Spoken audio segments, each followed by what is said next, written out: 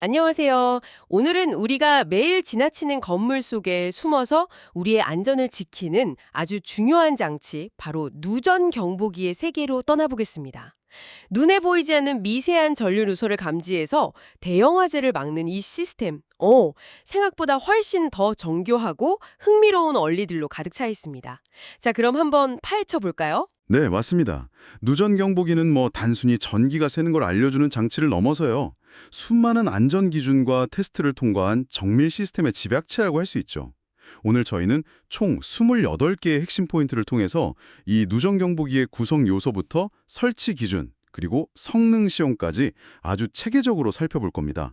아마 이 과정을 통해 여러분은 전기 안전 시스템을 바라보는 새로운 시각을 갖게 되실 겁니다. 좋습니다. 그럼 첫 번째 질문부터 바로 시작하죠. 이 경계전로의 누설 전류를 자동으로 검출해서 수신부에 신호를 보내주는 역할, 과연 어떤 부품이 할까요? 바로 변류기입니다. ZCT, 즉 영상 변류기라고도 하죠. 아, 변류기. 네, 이 변류기는 누전 경보기의 감각기관과 같다고 보시면 돼요. 평소에는 들어가는 전류하고 나가는 전류의 합이 정확히 0이거든요. 그렇죠. 균형을 이루고 있겠죠. 네, 맞습니다. 그런데 누설이 발생하면 그 미세한 차이를 딱 감지해서 전기 신호로 바꿔주는 아주 핵심적인 부품입니다. 그렇군요. 그럼 그 신호를 받아서 울리는 경보음은 얼마나 커야 할까요? 이게 두 번째 질문인데 음향 장치의 구조와 기능입니다. 네, 이것도 기준이 명확합니다. 사용 전압에서 1m 떨어진 위치에서 주 음향 장치는 70dB 이상. 70데시벨이요. 그거 거의 진공청소기 소음 수준 아닌가요? 맞습니다. 그리고 고장 표시용은 그보다 조금 작은 60dB 이상이어야 합니다. 아, 일부러 차이를 두는 거군요. 그렇죠. 시끄러운 환경에서도 위험 경보는 명확하게 인지할 수 있도록 하고 고장 표시는 그것과 구분되도록 한 겁니다. 알겠습니다. 그럼 세 번째, 전원 설치 기준인데요. 각 극에 계폐기랑 15A 이하의 과전류 차단기를 설치하고 배선용 차단기는 20A 이하의 것을 사용해야 한다. 이렇게 되어 있네요. 네, 이 과전류 차단기하고 배선용 차단기의 용량을 제한하는 건요.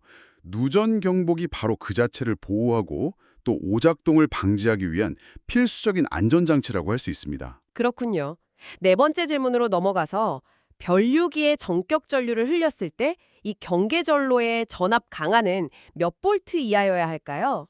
정답은 0.5V 이하입니다. 아주 작은 값이죠. 0.5볼트. 왜 이렇게 낮게 유지해야 하는 거죠? 전압 강화를 최소화해야만 그 변류기가 감지한 미세한 누설 전류 신호가 왜곡 없이 수신부까지 정확하게 전달될 수 있기 때문입니다. 신호의 정확성과 직결되는 아주 중요한 기준입니다. 아하, 다섯 번째 질문입니다. 이건 좀 용어가 어려운데 비호환성 수신부가 공칭 작동 전류치의 42%에 해당하는 교류 전압이 인가됐을 때 몇 초 이내에 동작하지 않아야 할까요? 정답은 30초입니다. 이건 호환성이든 비호환성이든 동일하게 적용되는 기준이고요. 30초. 그러니까 바로 반응하면 안 된다는 거네요. 네, 일시적인 노이즈나 아주 미세한 전압 변동에 경보기가 너무 민감하게 반응해서 불필요한 경보가 울리는 걸 방지하기 위한 일종의 오작동 방지 시간 기준인 셈이죠. 알겠습니다. 여섯 번째, 누전 경보기의 공칭 작동 전류는 몇 밀리암페어 이하여야 할까요? 200mA 이하입니다. 일상적인 노이즈 전류보다는 높은 그야말로 안전과 안정성 사이의 절묘한 균형점이라고 할 수 있습니다. 그렇군요. 일곱 번째는 좀 쉬운 질문이네요. 변류기에서 보낸 신호를 수신해서 관계자에게 경보를 울려주는 장치는? 이건 당연히 수신부죠. 그렇죠. 바로 수신부입니다. 자, 이제 설치와 관련된 기준들을 한번 살펴보겠습니다. 여덟 번째인데요. 누전 경보기 변류기의 절연저항 시험 부위가 아닌 것은? 이건 암기해야 하는 부분이겠네요. 네, 정답은 절연된 2차 건선과 단자판 사이입니다. 아, 단자판은 포함되지 않는군요. 그럼 시험 부위 3가지는 1차, 2차 권선 간, 1차 권선 외부 금속 부관, 그리고 2차 권선 외부 금속 부관 이렇게 세 가지네요. 맞습니다. 아홉 번째, 전원의 시설 기준으로 틀린 것을 고르는 문제입니다. 정답은 다른 차단기와 동시에 전원이 차단되도록 한다입니다. 이건 절대 안 되죠.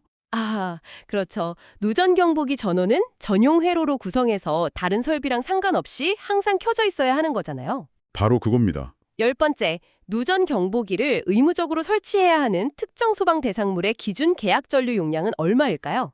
바로 100A를 초과하는 경우입니다. 100A. 네, 계약 전류가 크다는 건 그만큼 전력 사용량이 많고 누설 전류로 인한 화재 위험성도 높다는 의미니까요. 그래서 더욱 엄격한 안전 기준을 적용하는 겁니다. 알겠습니다. 11번째, 음향 장치는 사용 전압의 몇 %인 전압에서 소리를 내야 할까요? 정답은 80%입니다. 80%요? 그러니까 전압이 좀 떨어져도 울려야 한다는 거네요? 몇 암페어를 초과하는 전로에 설치할까요? 기준은 60A입니다. 60A를 초과하면 1급, 60A 이하면 2급을 설치합니다. 아, 1급과 2급이 그렇게 나뉘는군요. 네, 1급과 2급은 감도나 성능에서 차이가 있고요. 고전류를 사용하는 중요한 회로일수록 더 높은 등급의 경보기를 요구하는 거죠. 알겠습니다. 13번째, 수신부를 설치할 수 있는 장소는 어디일까요? 정답은 습도가 낮은 장소입니다.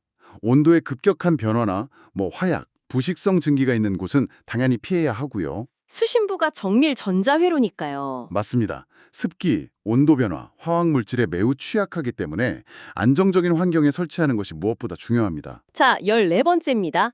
수신부의 기능 검사 항목이 아닌 것은? 정답은 내식성 시험입니다. 내식성 시험, 부식에 견디는 시험 말이죠. 네, 충격 시험, 절연 저항 시험, 전원 전압 변동 시험 같은 건 하지만 이 내식성 시험은 기능 검사 항목에 포함되지 않습니다. 알겠습니다. 이제 파트 3인데 더 깊이 들어가서 각 부품의 세부적인 규격과 테스트 기준을 살펴보겠습니다.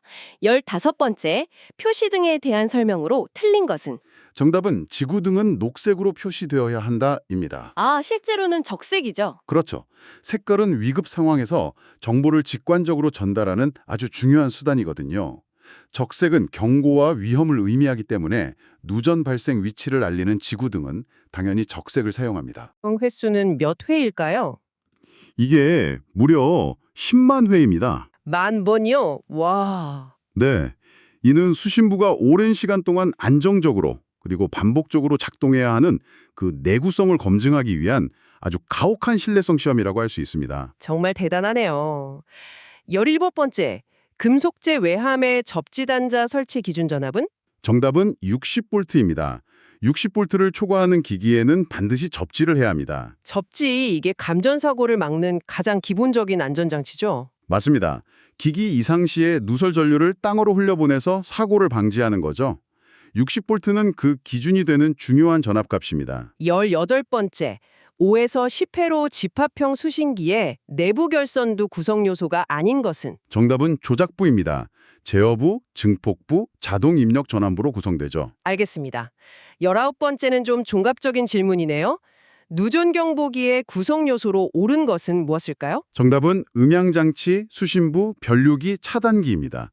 오늘 계속 이야기 나눈 이 네 가지가 핵심 구성 요소죠. 그렇죠. 20번째, 차단기에 대한 설명으로 틀린 것은? KSC 831에 적합해야 한다는 설명이 틀렸습니다.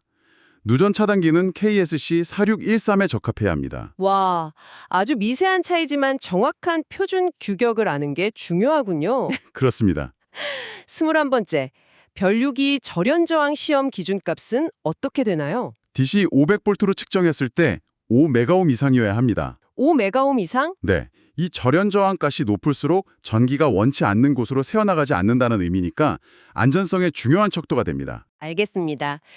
그리고 22번째, 이 시험의 이름에 주의해야 한다고 하셨는데요. 네, 맞습니다. 바로 관우전 시험입니다. 관우전 시험, 과부하 시험이 아니고요. 절대 아닙니다. 정격 전압의 20% 전류를 5분간 흘려보는 시험인데 이건 과부하 시험이 아니라 관우전 시험이라는 점 꼭 기억해 주셔야 합니다. 알겠습니다. 관우전 시험. 자, 이제 마지막 파트입니다. 더 정밀한 조정 범위와 구조적 규격에 대해 알아보겠습니다. 23번째, 감도 조정 장치의 조정 범위 최대치는 얼마일까요? 1.0A입니다. 1.0A면 1000mA랑 같네요. 앞서 공칭 작동 전류가 200mA 이하라고 있는데 현장 상황에 맞게 감도를 최대 1.0A까지 조정할 수 있다는 의미군요. 바로 그겁니다.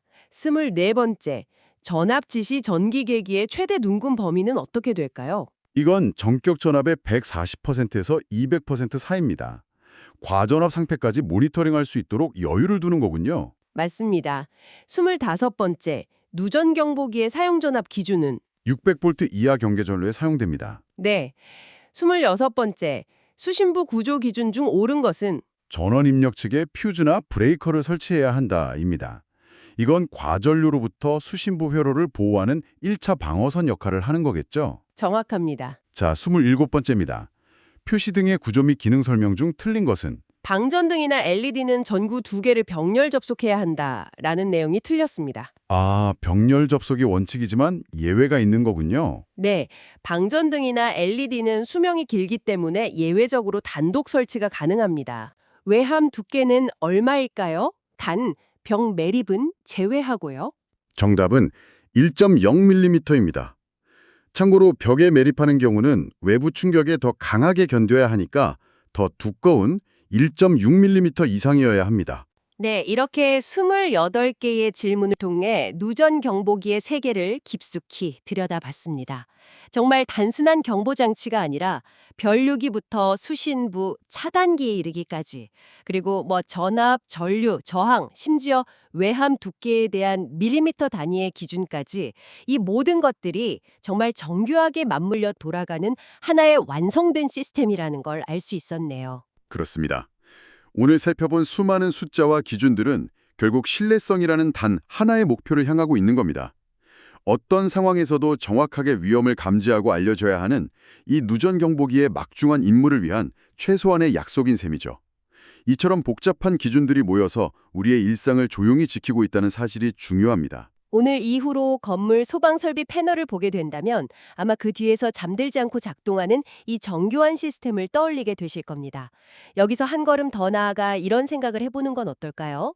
우리가 매일 무심코 지나치는 공간에는 이 누전 경보기처럼 우리의 안전을 위해 보이지 않는 곳에서 작동하고 있는 또 다른 정밀한 공학적 원리들은 무엇이 있을까? 한 번쯤 주변을 새로운 눈으로 살펴보는 계기가 되었으면 합니다.